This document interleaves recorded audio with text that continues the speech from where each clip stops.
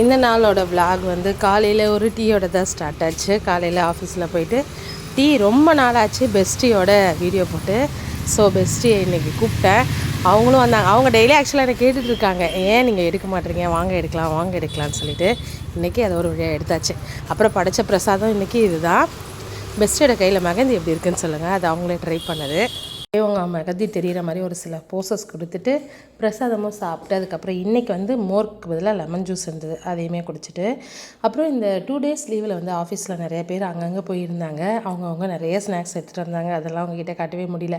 இது வந்து சக்கை சிப்ஸு அதுவுமே சாப்பிட்டுட்டு அப்புறம் ஈவினிங் வந்து கிளம்பியாச்சு.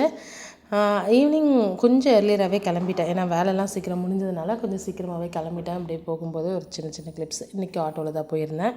போயிட்டு வரதுக்கு ஒரு 3-4 டைம் போயிட்டு வர மாதிரி இருக்குது. அதனால் இப்போ ரீசெண்ட் டேஸில் வந்து பப்ளிக் டிரான்ஸ்போர்ட் தான் யூஸ் பண்ணுற மாதிரி இருக்குது. ஆக்சுவலாக இதுவும் ஒரு மாதிரி நல்லா தான் இருக்கும். இந்த பப்ளிக் டிரான்ஸ்போர்ட் யூஸ் பண்ணுறது ஒரு மாதிரி இண்டிபெண்ட்டாக ஃபீல் ஆகிற மாதிரி இருக்கும்.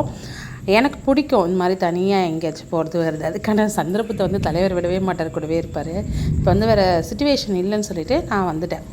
எதுவுமே இன்றைக்கி ஸ்நாக்ஸ் வாங்கிட்டு வரலன்னு தான் ஃபேஸ் அப்படி போச்சு. சரின்னு வந்தோடனே அவங்கள சமாதானப்படுத்திட்டு தண்ணி காலி ஆகிடுச்சுன்னு மோட்டரை போட்டுட்டு, சுண்டல் இன்றைக்கி கருப்பு சனா கொடுத்துருந்தாங்களா ஆஃபீஸில், அதை பசங்களுக்கு கொஞ்சம் பிரித்து ஊட்டி விட்டுட்டு அதுக்கப்புறம் அடுத்தடுத்த வேலையை ஆரம்பிக்கலாம் அப்படின்னு சொல்லிட்டு அதுக்கு முன்னாடி நானுமே ரெஃப்ரெஷ் ஆகிட்டு வந்துட்டு ஃபேஸை தொடச்சிட்டே இருக்கிறேன். அம்மானு ஒரு சத்தம். என்னடான்னு தெரியும் பார்த்தா பல்லை பிடிங்கி கையில் வச்சுருக்கா என் சின்ன பொண்ணு. பல்லு ஒன்று விழுந்துடுதுன்னு சொல்லிட்டு, அம்மா பல்லு விழுந்துடுச்சு அப்படின்னு காமிச்சா. ரத்தம் வேறு வந்துட்டு இருந்ததா. சரி வாயை கழுவிடு அப்படின்ட்டு பல்லை தூக்கி போட்டாச்சு. போய் பார்த்தா சரி பசிக்குது ஈவினிங்கில் சொல்கிறாங்கன்னு சாதம் கொஞ்சம் எக்ஸ்ட்ரா வச்சுட்டு போனால் சாதமும் சாம்பாரும் அப்படியே இருக்குது.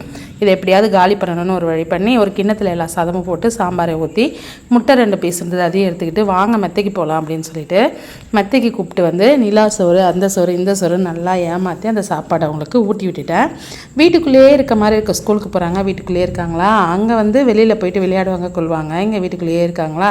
ஸோ ஏதாச்சும் அவங்களுக்கு ஆக்டிவிட்டீஸ் கொடுக்கலாமேன்னு சொல்லிட்டு தான் மேலே கூப்பிட்டு போனோம். 3 பேரும். நிலாவும் நல்லா காஞ்சிட்டு இருந்தது. அப்படியே அவங்க பேச அவங்களுக்கு ஆளுக்கு 2 வாயாக ஊட்டி விட்டுட்டு நானுமே அதில் 2 வாய் சாப்பிட்டுட்டு எங்கள் 3 பேரோட டிஃபன் ஒர்க்குமே முடிச்சிட்டேன். அது என்னமோ தெரியல, இது எவ்வளோ பெரிய மொக்க சாப்பாடாக இருந்தாலும் சரி. ஒரு மீம்ஸ் கூட வந்தது, அம்மா ஊட்டும்போது இன்னும் அவன் கையில் அஜினமோட்டோவாக இருக்குது, நீ ஊட்டினா ருசியாக இருக்குமா அப்படின்னு கேட்குற மாதிரி. அது ஆனால் என் பிள்ளைங்களுக்கு பொருந்தாது. அது எவ்வளோ ஒரு மொக்க சாப்பாடாக இருந்தாலும் சரி நான் ஊட்டி விட்டேன்னா கம்முன்னு சாப்பிட்ருவாங்க.